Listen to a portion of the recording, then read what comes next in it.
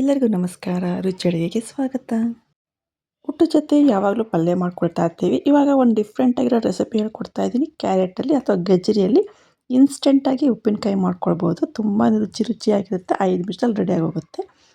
ಬನ್ನಿ ಶುರು ಮಾಡೋಣ. ಹಾಗಿದ್ರೆ ಇದಕ್ಕೆ ಏನೇನು ಬೇಕು ಅಂತ ನೋಡೋಣ.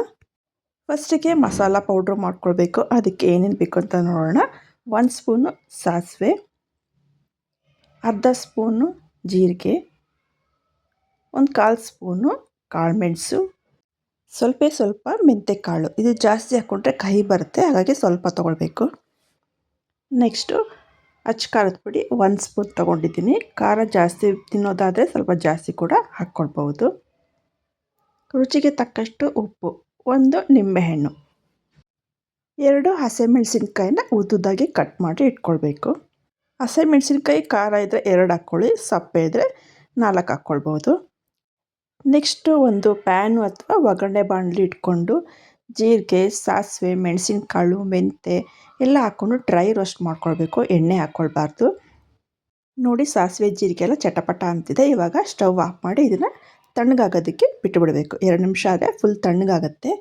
ಆವಾಗ ಒಂದು ಕುಟಾಣಿ ತಗೊಂಡು ಅದಕ್ಕೆ ಇದನ್ನೆಲ್ಲ ಹಾಕ್ಕೊಳ್ಳೋಣಂತೆ. ಹಾಕ್ಕೊಂಡು ಚೆನ್ನಾಗಿ ಕುಟ್ಕೊಳ್ಬೇಕು. ಇದನ್ನು ಫುಲ್ ನಯಸ್ಸಾಗೆ ಕುಟ್ಕೊಳ್ಬಾರ್ದು.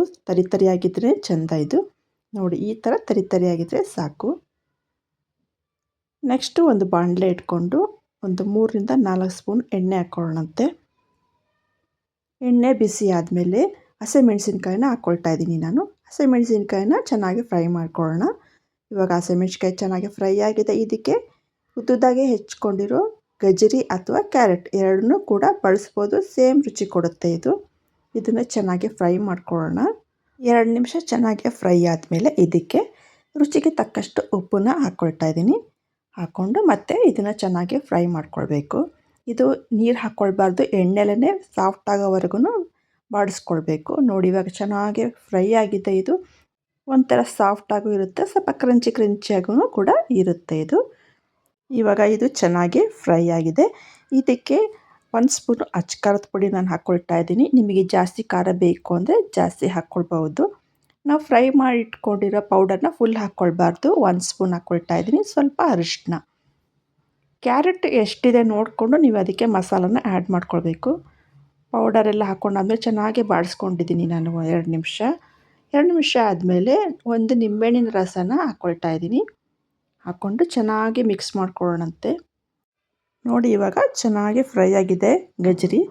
ನಾವು ಹಾಕಿರೋ ಮಸಾಲ ಪೌಡರು ಮತ್ತು ನಿಂಬೆಹಣ್ಣಿನ ರಸ ಹೊಂದ್ಕೊಂಡು ಚೆನ್ನಾಗಿ ಫ್ರೈ ಆಗಿದೆ. ಇವಾಗ ಇದು ತಿನ್ನೋದಕ್ಕೆ ರೆಡಿಯಾಗಿದೆ. ಮಾಮೂಲಿ ಉಪ್ಪಿನಕಾಯಿ ಪಲ್ಯ ತಿಂದು ಬೇಜಾರಾದಾಗ ಇದನ್ನು ಮಾಡ್ಕೊಂಡು ತಿಂದರೆ ಒಂಥರ ಚೇಂಜ್ ಇರುತ್ತೆ, ತುಂಬಾ ರುಚಿಯಾಗಿರುತ್ತೆ.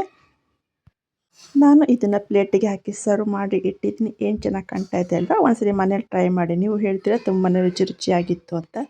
ಈ ರೆಸಿಪಿ ನಿಮಗೆ ಇಷ್ಟ ಆಗಿದ್ರೆ ಶೇರ್ ಮಾಡಿ, ಲೈಕ್ ಮಾಡಿ, ಕಮೆಂಟ್ ಮಾಡಿ. ಹಾಗೆ ಹೊಸದಾಗಿ ನನ್ನ ಚಾನಲ್ ಯಾರು ನೋಡ್ತಿದ್ದೀರಾ ಅವರೆಲ್ಲ ಸಬ್ಸ್ಕ್ರೈಬ್ ಮಾಡಿ. Thank you.